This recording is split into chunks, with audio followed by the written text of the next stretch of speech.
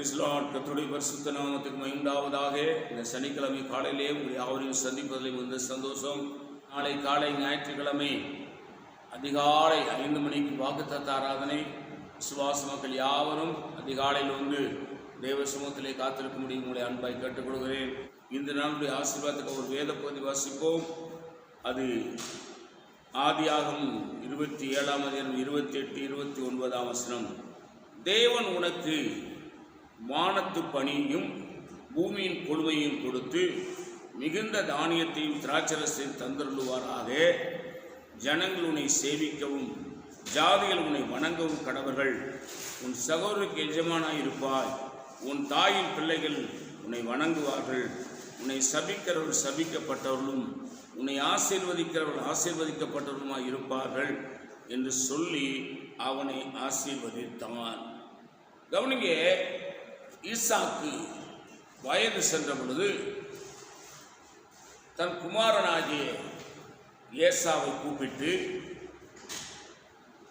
இப்பொழுது நீ என் கண் இருளடைந்து விட்டது, நான் மரிக்கப் போகிறேன்.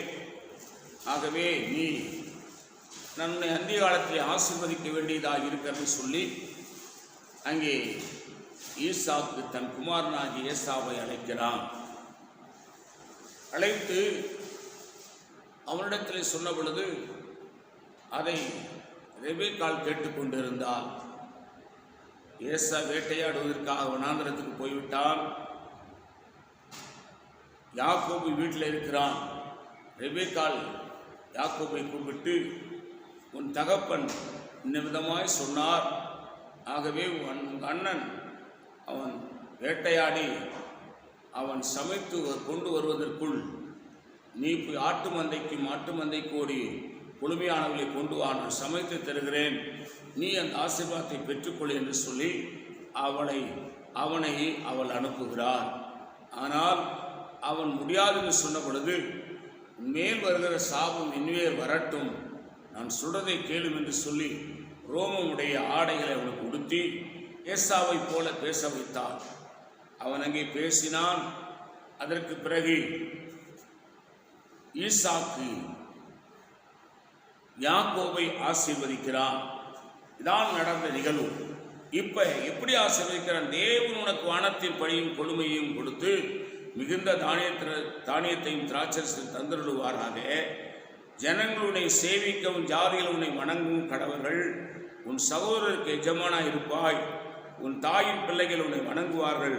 உன்னை சபிக்கிறவர்கள் சபிக்கப்பட்டவர்களும் உன்னை ஆசீர்வதிக்கிறவர்கள் ஆசீர்வதிக்கப்பட்டவர்களுமாய் இருப்பார்கள் என்று சொல்லி அவனை ஆசீர்வதித்தான்.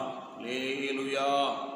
கவனிங்க, தன் சகோதரனாகி ஏசா பெற வேண்டிய ஆசீர்வாதத்தை இந்த யாக்கோபு தன் தாயினுடைய வார்த்தை கேட்டு அதன்படி செய்து அவன் ஆசீர்வாதத்தை பெற்றுக்கொள்கிறான். இந்த காலையில் அருமையான கர்த்தருடைய பிள்ளைகளே, நீங்களும் நானும் தேவனிடத்தில் ஆசீர்வாதங்களை பெறுவதற்கு நமக்கு வசனத்தின்படி நாம் ஆசீர்வாதங்களை பெற்றுக்கொள்ள வேண்டிய இடத்தில் இருக்கிறோம். ஆகவே ஏசா அந்த ஆசீர்வாதத்திற்கு தகுதி இல்லாதவனாய் மாறிப்போனான். யாக்கோபோ அதை தன் தாயின் சொற்படி கேட்டு அதை பெற்றுக்கொண்டான். நீங்களும் நானும் கர்த்தருடைய வார்த்தைக்கு செவி கொடுப்போம். கர்த்தர் நம்மளை ஆசீர்வதிப்பாராக. ஆமேன். உங்களுக்காக நான் செபிக்கிறேன். பரிசுத்த பிதாவே, நீங்களோடு பேசுகிற நல்ல வார்த்தைகளுக்கு ஆசீர்வாதம். இந்த வார்த்தையினுடைய ஆசீர்வாதம் இயேசு நாமத்தில் வேண்டிக் கொள்கிறோம் பிதாவே. ஆமேன்.